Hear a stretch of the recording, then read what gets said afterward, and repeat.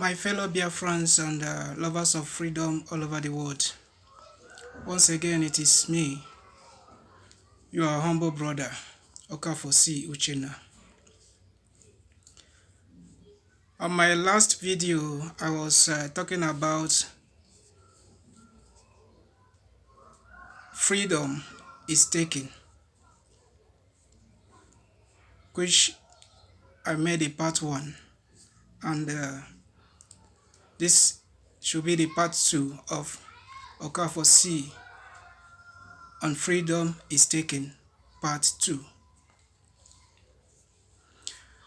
My wonderful people, I must say good morning, good afternoon, and good evening, depending on where you domicile or where you are living.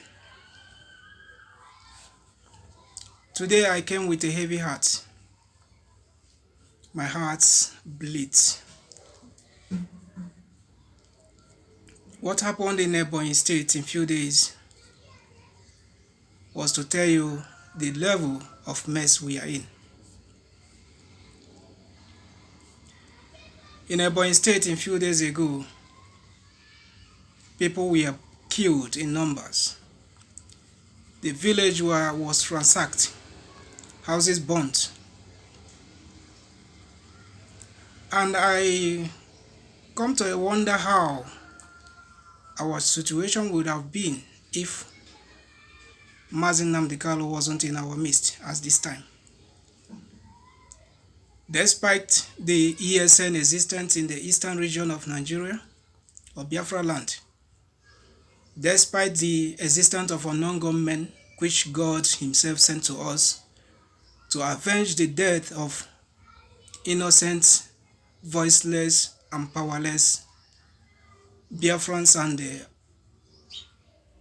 others by the police, army, Fulani herdsmen, and terrorists in uniform. In general, they are all terrorists. Like I was saying, I don't really know how we started before we get to where we are today. We have governors. Yes, we have governors. David Omaya is there, sharing a crocodile tears. What have he done? What investigation have he put on ground to checkmate or to come out to find out what happened, what caused this, and how it started before he get to that very level of killing the entire villages? It's like ransacking the entire villages and taking over. This is what I said earlier on, that if not for the coming of Mazi Nnamdi Kanu, our lives today, what is happening in this southern Kaduna would have been a child's play, because we are the target. They really want to conquer us because those ones has already been conquered, but we are the target. David Omaya is the governor of Ebonyi State. So to say, he is the chief security officer, the number 1 in that state. But what have he done? For how many days now? Who have he or his investigation has caught that this is the person who perpetrated that act, that dastard act? It is Fulani people. He can't do anything. His hands are tied. Because before he became a governor, he has gone to the north to swear allegiance to the caliphate. He cannot do anything. He is there as a governor. It's just like someone being a ceremonial president of a country. He has no power. He has no power. David Omaya, Okezi Ikpeazu,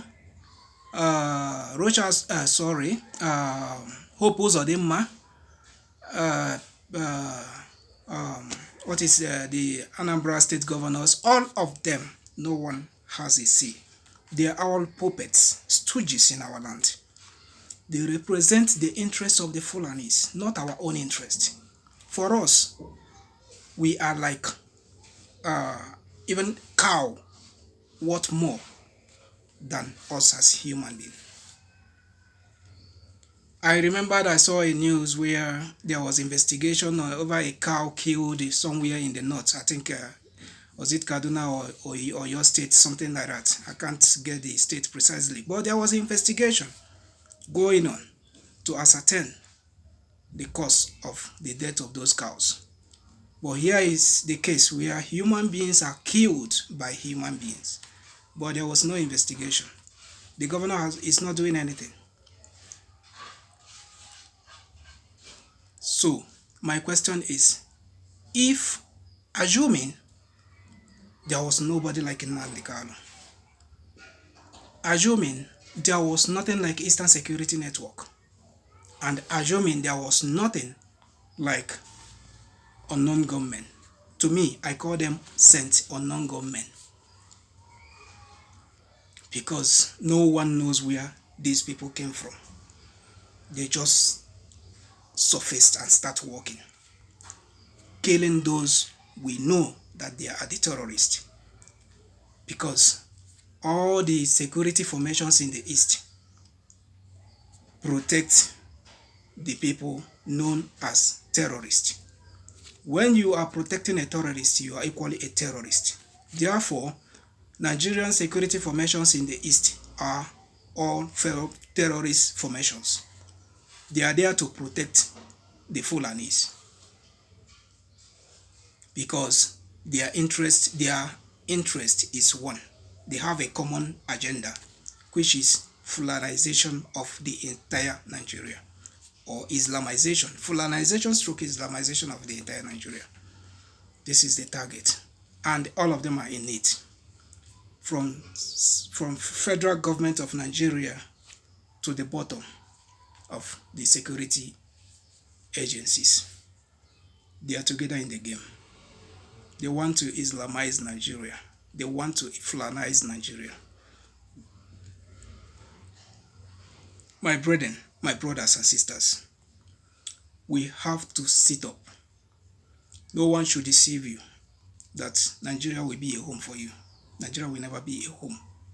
It has never been a home since in the 60s, when the independence was made, or even right from the amalgamation in 1914 till today. Nigeria have never been a home, and it will never be a home. Don't be deceived. It is time we rise up, because no one was a Nigerian before Britain came. It was Britain who made us Nigerian, and we have to rise up and say no, because we had our identity before they came. We have been living in our own geopolitical spaces peacefully in harmony before these murderers, looters, criminals known as Britain came with their so-called Bible.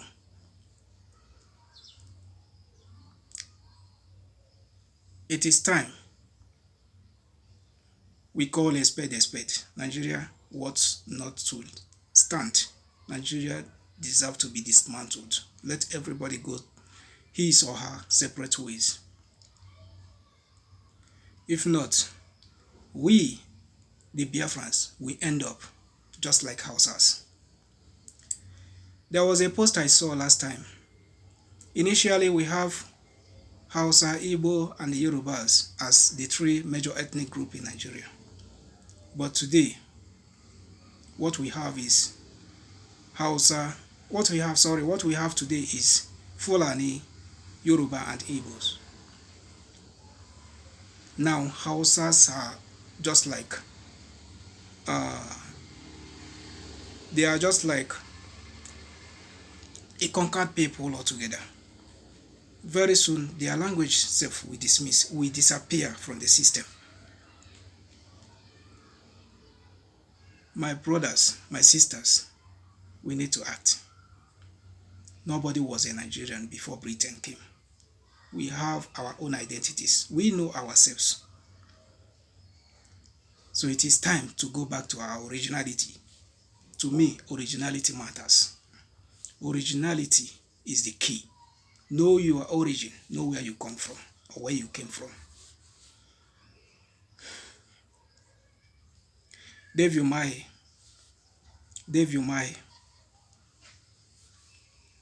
is very, very sad that as a sitting governor, your people are massacred by aliens, foreigners, but you as a governor, the so-called chief security officer of the state, you do nothing. You done nothing. No investigation, no inquiry, no arrest, no nothing. All you have is to come to the media to say trash, talk nonsense that you feel for Nigeria. But you don't feel for those families, those people who are killed, their families, their loved ones, their friends, their associates. You don't feel for them, but you feel for Nigeria because of your selfish and dubious political ambition. You want to be the president of a Zoological Republic of Nigeria or either vice president, who knows. That is why your people can be killed, slaughtered. You can't say anything. It's very, very unfortunate. My hearts are bleeding. My heart is bleeding. I feel for human being, not animal. But here is the case where people who are ruling us feel for animal than human being. When a cow is killed, investigation will be launched. Inquiries will be launched to ascertain the cause of the death. Even at the end, paying for the cows already, for the cows died or the dead cows. Government do pay for dead cows, but here human being will die, will be killed by aliens, foreigners who invaded our land. Our governors can't do anything. But we have been paying for dead cows in the east. Our local government chairmen, governors have been paying for dead cows. But foreigners will come to our land and kill us. But nobody will even be arrested for that cause. For that matter, no arrest will be made. Are you telling me that they don't know them? They know them. But because they have taken allegiance to be loyal to whatever their caliphate wants in the north or their masters want, that is why they can't do anything. And this is why this generation, have to fight to be free from this subjugation. Because if we don't do what we are going through now, check in the next 50 years from now, our children, what they will suffer. You yourself, you can't imagine it in wherever you are in the spirit. By then we are dead and gone. That is why we have to put all our acts together, support Nnamdi Kanu, support everybody who is speaking for the freedom of these generations. Support everybody who stand firm, speaking for the freedom of everyone in Nigeria. That person has a future. Nnamdi Kanu is just not speaking about the freedom of Biafrans alone. No, he wants everybody in that contraption to be free. We were forcefully married. We were never meant to be together. We have nothing in common. Hausas are different people, different culture, different ways of social, different life altogether. We, the Easterners, the Igbos, and different people as well. The Yorubas, equally different people. We never ever meant to be one. But Britain, because of their selfish interest in our resources in the East, has no option than to fix us together in order to get what they want. Which means the oneness of Nigeria today still is for the British interest, not for any of our interest. So we have to do something. We have to fight for our freedom. If we really want to sustain our race in this life, we have to fight. I will stop here today. We will continue because the battle, as I always say, is never a child's play. My kudos to Mazi Nnamdi Kanu. He is a man. Today, as I'm speaking now, I can say he is the only man in the whole of Eastern Nigeria, Biafra land. No one is like him. Only man who stand on his feet and say no to every material things promised him by this useless government of Nigeria. He stood on his feet and said no to them. No one have ever done such. He is a man, so we have to put our hearts together with him to fight this cause and get it done. I equally give kudos to everyone who is supporting him, everyone who has seen beyond today or beyond their stomach. Because if you can see beyond your stomach, that means if you can see beyond today, you understand what is about to happen in the next 50 years. Let's stop thinking about today. Let's think ahead of time. In the Western world, Americans are thinking about the next 100 years.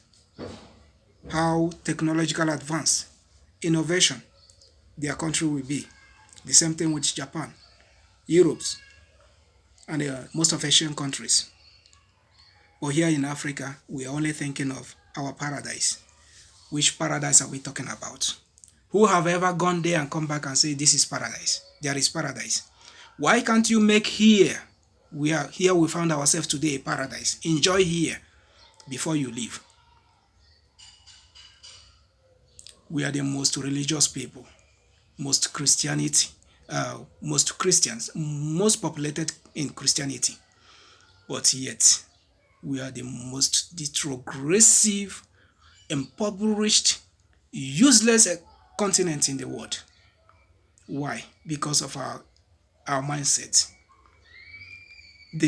Our mindset, our inferiority complex, the way we analyze issues, that is why we are where we are today. It is time we have to reason up. Let's think beyond today. Let's think how our home, our country will be in the next 50 years. What will be the fate of our countries in the next 50 years? As we are fighting for Biafra today, what will be the fate of Biafra in the next 50 years? Which country will it be competing with? Britain, America, Japan, South Korea, Germany? Which country? This is what we have to work now. Let's do it.